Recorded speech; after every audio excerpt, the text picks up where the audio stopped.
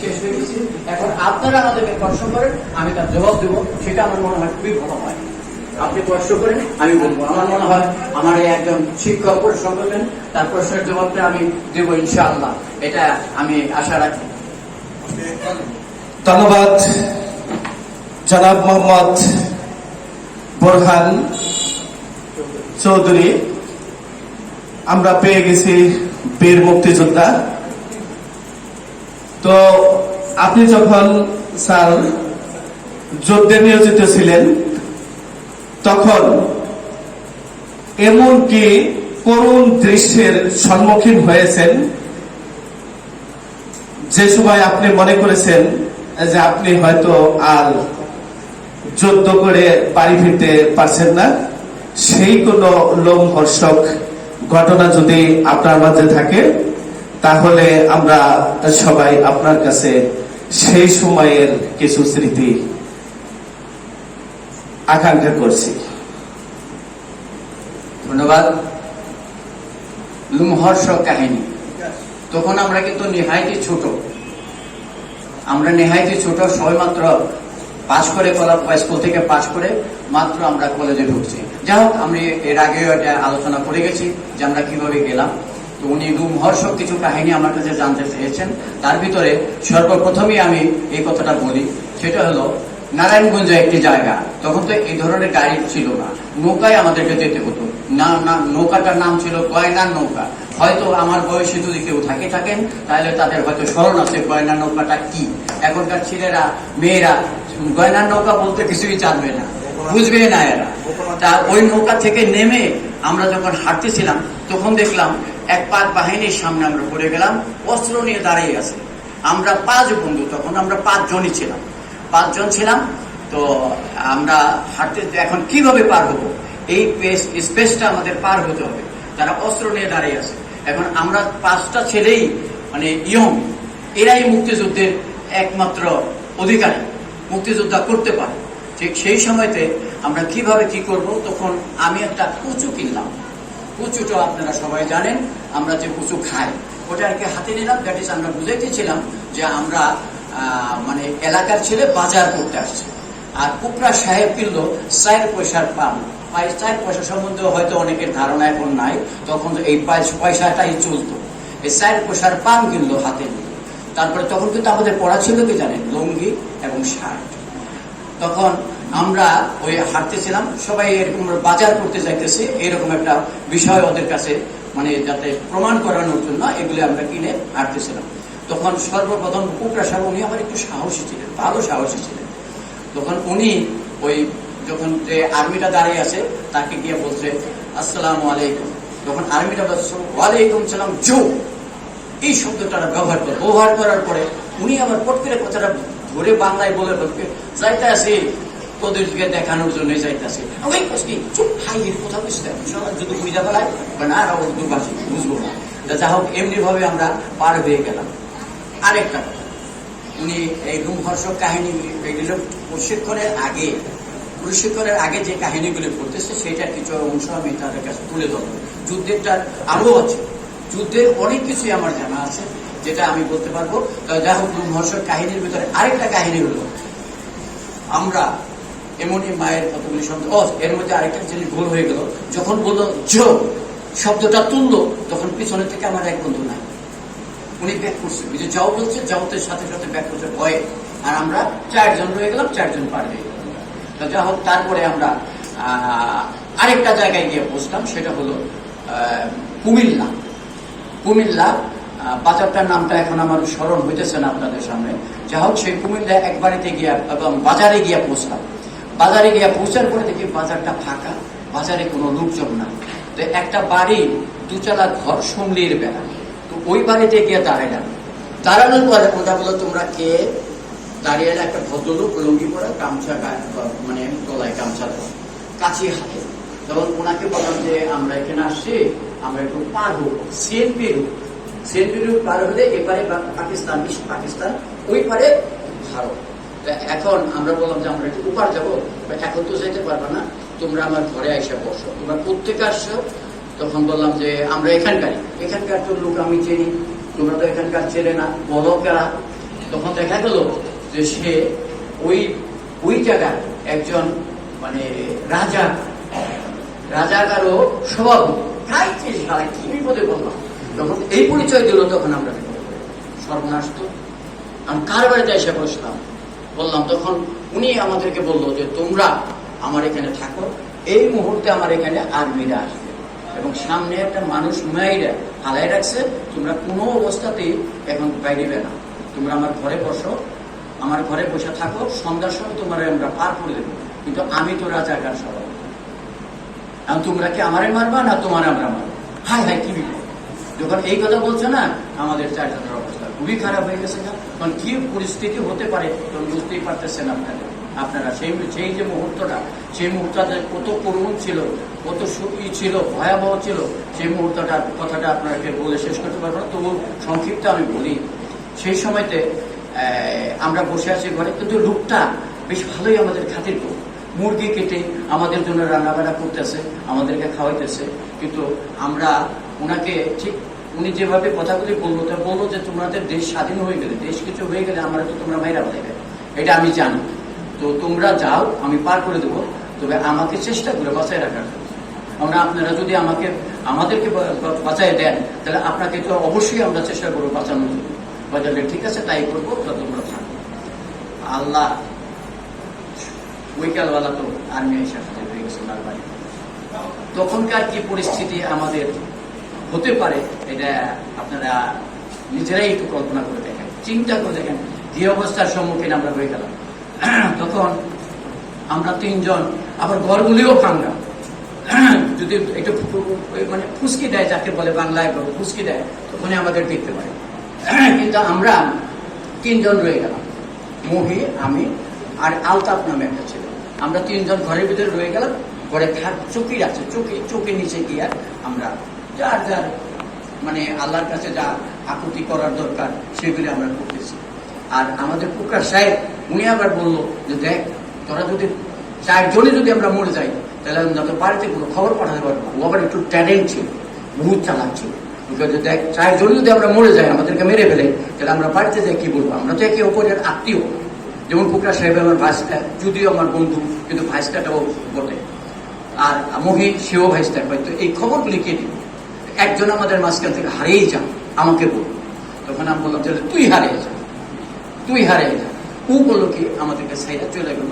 একটা গাথা ছিল, গাথার ভিতরে কুচুরির ভিতরে নাইমা, এই শীতের ভিতরে কুচুরির ভিতরে নাইমা, মাথায় কুচুরি দিয়ে ঢুকতে রইল। আমাদেরকে খবর বাড়িতে পৌঁছে দিল, আমরা তো মরেই গেলাম।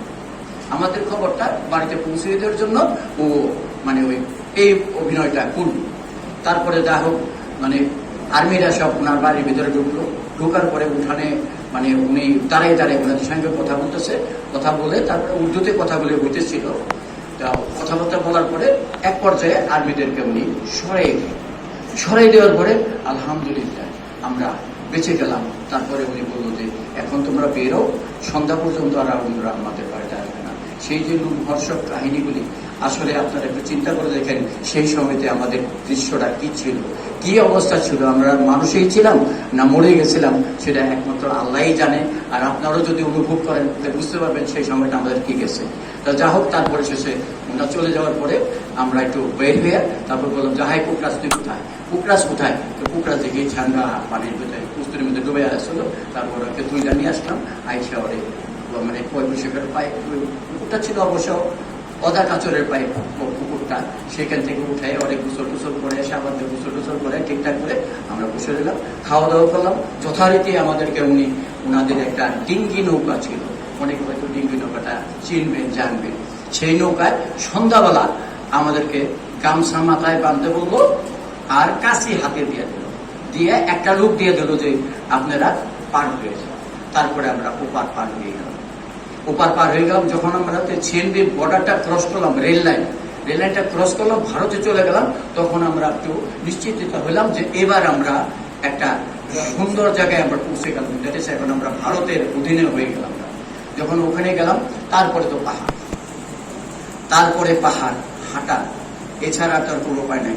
যারা এমনই কতগুলি ছেলে আমরা ওখানে গেছিলাম যারা কোনোদিন বাজার করে ভাত খেতাম না। আজকে হয়তো বাজারের দায়িত্বটা আমার গাড়ি পড়ে, কিন্তু সেই সময়তে আমার বাজার করার মতো সুযোগ সুবিধা ছিল, কিন্তু আমরা করি না। এত আদরের ছিলাম, যেমন পুকরা সাহেব ছিল তেমনি আমি ছিলাম। আমি আমার 7 ভাইয়ের ছোট ভাই, মালিক স্যারের ছোট ভাই। অনেক হয়তো মালিক স্যারের চিনেন আপনারা, আমি মালিক স্যারের ইমিডিয়েট ছোট। তো আমরা এইরকম ছিলাম। তার ভিতরে আমাদেরকে হাইটে হাইটে আমাদের এই বর্ডার পার হইতে হয়েছে, এবং তারপরে পাহাড় শুরু হলো। পাহাড়ে হাঁটতে হাঁটতে হাঁটতে হাঁটতে নাই খাওয়া, নাই গোসল, নাই কিছু নাই, খাওয়ার মতো কিছু নাই। কয়েকটা চিরা নিয়ে গেছিলাম, সেগুলি রাস্তায় শেষ হয়ে গেছিল। খাবারের দোকান কোথায়? তখন তো আমরা এত এক্সপার্ট ছিলাম না। আজকের ছেলে মেয়েরা যত এক্সপার্ট, আমরা ততটা কিন্তু ছিলাম না। সেই যুগে কোনো কিছুই আমাদের মাঝখানে ছিল না। আমাদের অসহায়ের মতো এই পাহাড় পর্বত হাঁটতে হইতেছে। তারপরে এক পর্যায়ে ভারতে আমাদেরকে এক থানায় ধরে নিয়ে গেল। এখন সবাই থানায় গিয়ে আমরা সবাই পিছনে লুটাই পড়ে গেলাম। পিছনে না, ঠিক ফুলে লুটাই পড়ে গেলাম। এখন তারা প্রশ্ন করতেছে, থানার ওসি সাহেব প্রশ্ন করতেছে, তোমরা এখানে কেন আসছো? আমরা ট্রেনিং করতে আসছি, মুক্তিযুদ্ধে ট্রেনিং করতে আসছি। মুক্তিযুদ্ধে ট্রেনিং করতে আসছো, তোমাদের কাছে কোনো ডকুমেন্ট আছে? না। ডকুমেন্ট না থাকলে তো তোমরা যেতে পারবে না, আমাদেরকে যেতে দেবো না তোমাদেরকে, কারণ আমাদের দেশ নষ্ট হয়ে যাবে। রাজাটা যদি হয়ে থাকো তখন আমরা কিভাবে বিশ্বাস করি? আরেক বিপদে পড়ে গেলাম। তখন আমাদের কাছে, আমরা তখন মোটামুটি মনে কিছু করবেন না, আমরা তখন সিগারেট সবাই খেতাম। যদিও এখন এটা খাই না আমরা, তখন সবাই সিগারেট খেতাম। সিগারেটের প্যাকেটের ভিতরে আরেকটা সিগারেট আমাদেরকে বানাই দেওয়া হয়েছিল, সেটা হলো ডায়োগ্রাম। দ্যাট ইজ কোন জায়গা থেকে কোথায় কিভাবে যাবো, ওই ডায়োগ্রামটা সিগারেটের মতো করে বানাই দেওয়া হয়েছিল। ওই সিগারেটের ভিতর থেকে আমরা ওটা বাইর করে দেখে রাস্তা চলতাম, পথ আমাদেরকে চলতে হইতো। এই ডায়োগ্রামটা আমাদের নারিশা থেকে বানাই দিয়েছিল। নারিশা মানে দ্যাট ইজ দোহার থানা নারিশা, ওখান থেকে বানাই দিয়েছিল। সেখান থেকেও আমরা ওই ডায়াগ্রাম দেখে চলতাম। তাতে যা হোক, ওই থানা থেকে আমরা কিছু সময় আটকাছিলাম। আটকানোর পরে সেখান থেকে আমাদেরকে এক ন্যাপের এক নেতা আইসা আমাদেরকে সারাই নিয়ে চলে গেল। তারপরে আমাদেরকে ট্রেনিং সেন্টারে পাঠিয়ে দিল, মেলাঘরের ট্রেনিং। এখন আমার কথাটা শুনে হয়তো অনেকের খারাপ থাকতে পারে, এখানে 2-1 মানুষ ওই ধর্মের থাকতে পারে। তারপরেও আমাকে বলতে হইতেছে, যুদ্ধ চলছে, অবিরাম যুদ্ধ চলছে। কখনো যুদ্ধের ফিল্ডে আমাদেরকে যেতে হচ্ছে। হঠাৎ রাত্র 2টা বাজে, বাঁশি বাজলো, ফলেন সব ফলেন, সব বেরিয়ে যাও। টেন্টের তাঁবুর ভিতরে আমরা থাকতাম, বের করে নিয়ে যেত। কি হয়েছে? উস্তাদ কি হয়েছে? রাজ্জাক নামে এক উস্তাদ ছিল, উনি বাঁশিটা ফুল দিত। তার কি করতে হবে? যাও, যুদ্ধে যাও, বর্ডারে যাও, রেকি করো, যাও। আবার কখনো ফটিকে যাও, ফটিকে যেতে হতো। এটা হয়তো আপনারা জানেন না, ফটিকটা কি। ফটিকটা আবার আমি ভেঙে বলি, ফটিকটা হলো কাজে যাও, দ্যাট ইজ গাছ কাটো, কেউ পানি আনো, কেউ করো, এইসব কাজকর্মের জন্য ফটিকে যাও। 10 জন ফটিকে যাও, 10 জন কিচিংয়ে যাও, পাক করো, 10 জন তোমরা যুদ্ধে যাও, ফিল্ডে যাও, বর্ডারে যাও, সিএনবিতে যাও। পাকিস্তানি আর্মি আসার সম্ভাবনা আছে, আসলে তাদের প্রতি গুলি করো, যুদ্ধ করো। জানেন আমরা কত কষ্ট করে যুদ্ধ করেছি, কত কষ্ট, কত করুণ কাহিনী। এটা ভাষায় বলা যায় না যে আমরা কত কষ্ট করে এই দেশকে স্বাধীন করছি। আজকে আরেকটা দুঃখ করে আমাকে বলতে হচ্ছে যে আমাদেরকে সম্মান আপনারা দিচ্ছেন, সত্যি আপনারা সম্মান দিচ্ছেন।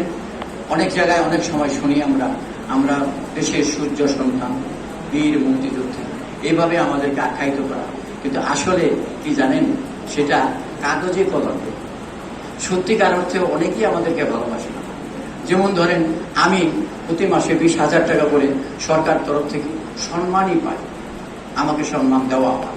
এটা আমার ভাতাও বলতে পারেন, সম্মানীয় বলতে পারেন। আর এই ভাতাটা আমার যোগ্য পাওনা। কেন পাওনা জানেন? এর আগে আপনার কাছে আমি বললাম না যে আমি 7 ভাইয়ের ছোট ভাই, আমি সবার ছোট।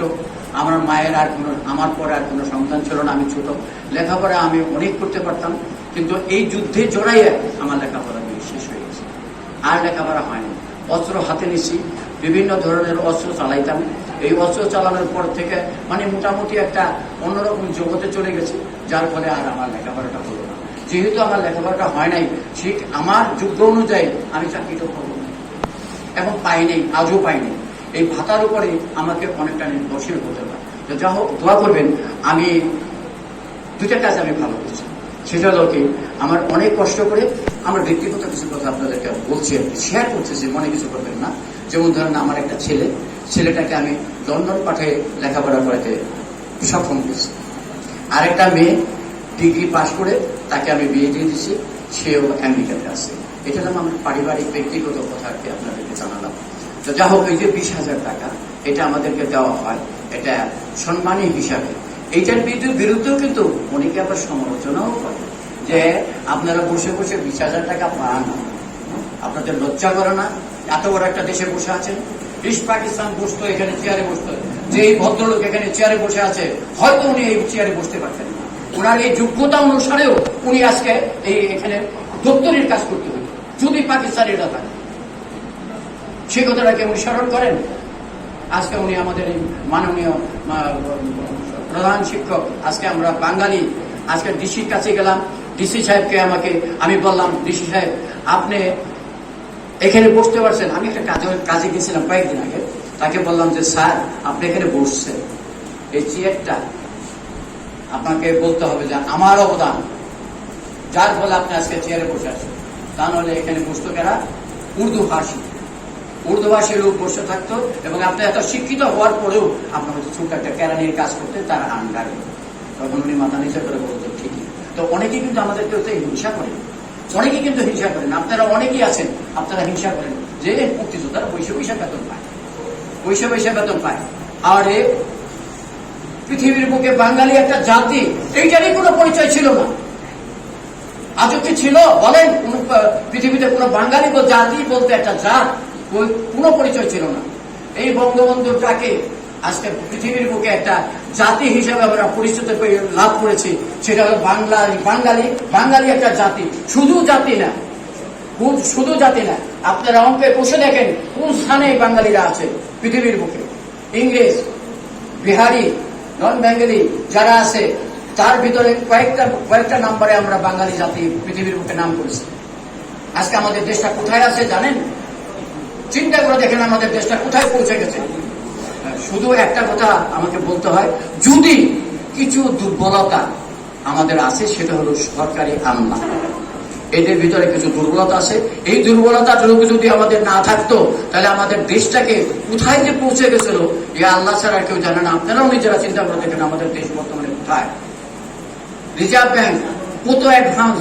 পাকিস্তান হিংসা করে, যে পাকিস্তানের কাছ থেকে আমরা দেশকে ছিনিয়ে রাখছি, তারা হিংসা করে ভারত, ইভেন এত বড় একটা দেশ, পৃথিবীর মুখে ষষ্ঠ শক্তি ভারত, সেও হিংসা করে। হাই বাংলাদেশ কোথায় গেল? তার অনুদানটা কে? শেখ হাসিনা, যার অবদান বাংলাদেশে অসীম, তুলনাই করা যায় না। যা হোক, অনেক কথাই বললাম। আরো যদি কোনো প্রশ্ন কারো থাকে তো আপনারা বলেন। আরেকজনকে যেন আমাকে প্রশ্ন করতে চাইছেন, আসেন আপনি প্রশ্ন করেন, আমি প্রশ্নের জবাব দিতে পারবো ইনশাআল্লাহ। কারণ আমি একজন প্রকৃত মুক্তিযোদ্ধা। হেডমাস্টার সাহেবকে আমার অশেষ ধন্যবাদ যে উনি একজন প্রকৃত মুক্তিযোদ্ধাকে বেছে এনে ওনার পাশে বসাইছেন।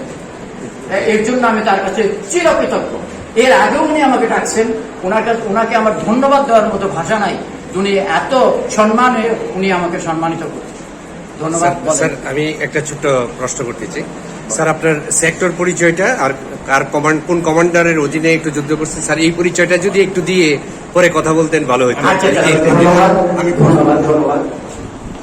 আমি প্রথমেই ধন্যবাদ জানাচ্ছি আমাদের মাঝে একজন ৭১-এর প্রকৃত মুক্তিযোদ্ধা দাঁড়িয়ে স্বাধীনতার 50 বছর পরে তিনি দাঁড়িয়ে স্বাধীনতার বাস্তব কথা, তার অভিজ্ঞতার কথা আমাদের সম্মুখে তুলে ধরছেন।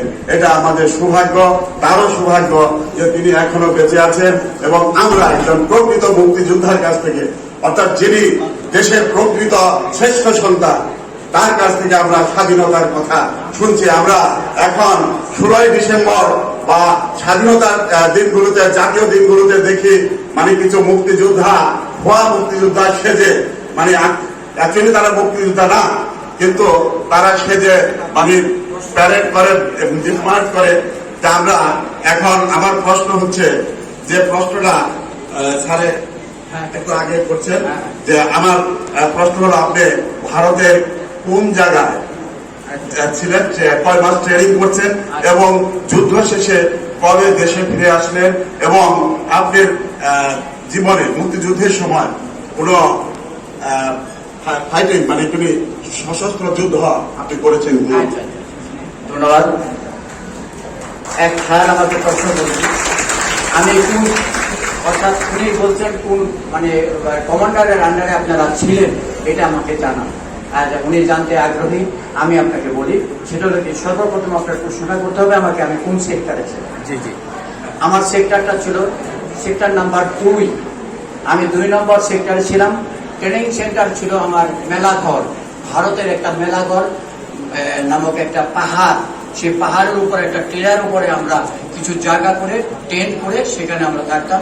আর সেখানে কমান্ডার ছিলেন, জানেন কত কষ্ট আমার না, খালেদ মোশাররফ, ক্যাপ্টেন খালেদ মোশাররফ এবং ক্যাপ্টেন হায়দার।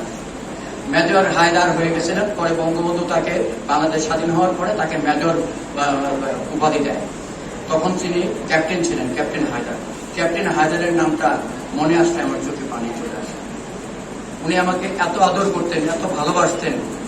একদিন একটা কৌতুকের অভিনয় করি, মনে কিছু করতেন না, এর মাঝখানে হাসি তামাশা অনেক কিছু তো হয়েছে। রাত্রে আমাদেরকে সিকিউরিটি গার্ড দিতে হইতো, সিকিউরিটি গার্ড দিতে হইতো 4 জন করে এক এক পোস্ট। তখন ওই লাঠি দিয়ে, মানে ফায়ার আর্মস কোনো হাতে দিত না, যদি বাই চান্স মানে গুলি টুলি করে বলি বসি, এই জন্য আমাদেরকে আর্মস দিত না, লাঠি দিত। 4 জনের হাতে 4টা লাঠি দিত, 2 জন 2 জন করে 4 জন আমরা পাহারা দিতাম। একদিন আমরা গেটে পাহারা দিতেছি 4 জন, ওই আমরা 4 বন্ধু একসঙ্গে যাই, যখন যেখানে যাইতাম 4 বন্ধু একসাথে যাইতাম। এখন রাত্রে খুব ছোট্ট আলোতে লাইট জ্বালিয়ে কে বা কারা আসতেছে। আমাদের মাঝখানে কিন্তু ওই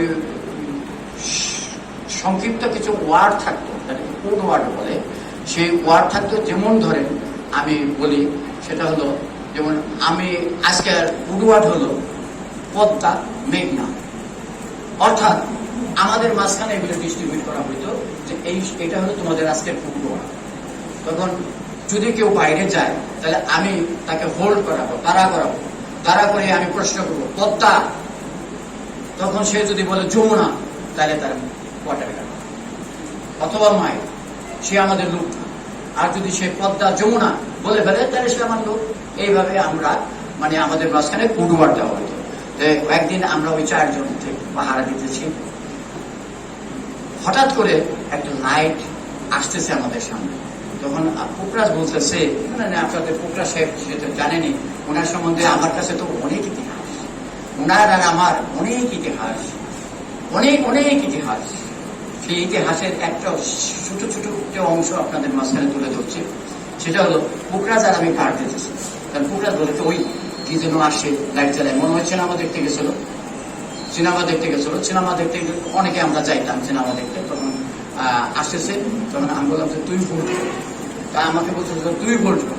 তা বললো যে 2 জনে একসাথে হোল্ড করে, হোল্ড হ্যান্ডস আপ, এটা বলতে হয়, হাত তুলে দাঁড়াবে। তখন আমরা ওই ঠিক পুকরাস ওইভাবে ওই লাঠি দিয়া মানে ঠিক লাঠিকে আর্মসের মতো এম করে আমাদেরকে হোল্ড করাতে হবে।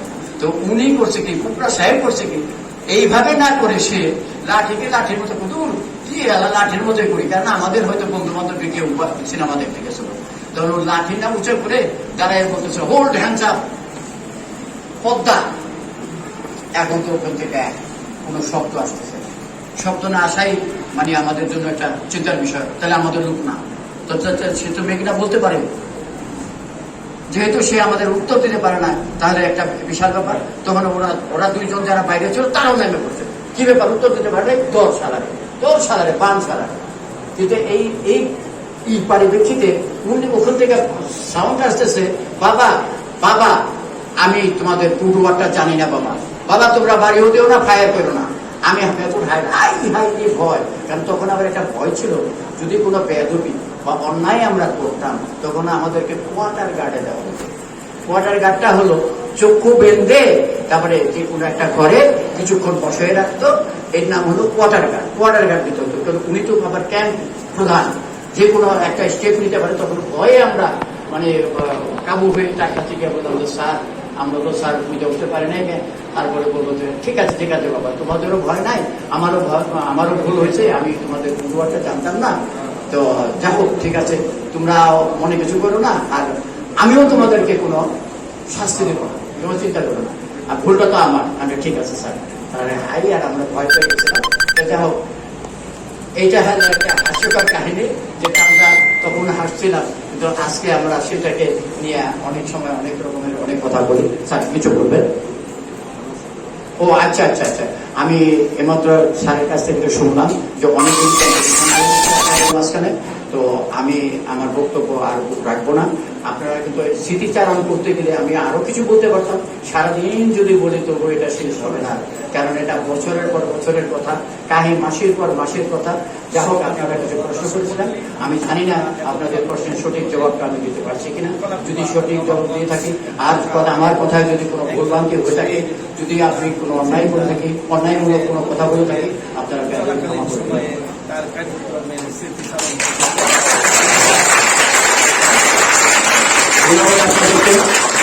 আপনাদের এখন এই কম্পিটিশনে সেই আসবে, আপনাদেরকে ধন্যবাদ। জয় বাংলা, জয় বঙ্গবন্ধু। ছেলেমেয়েরা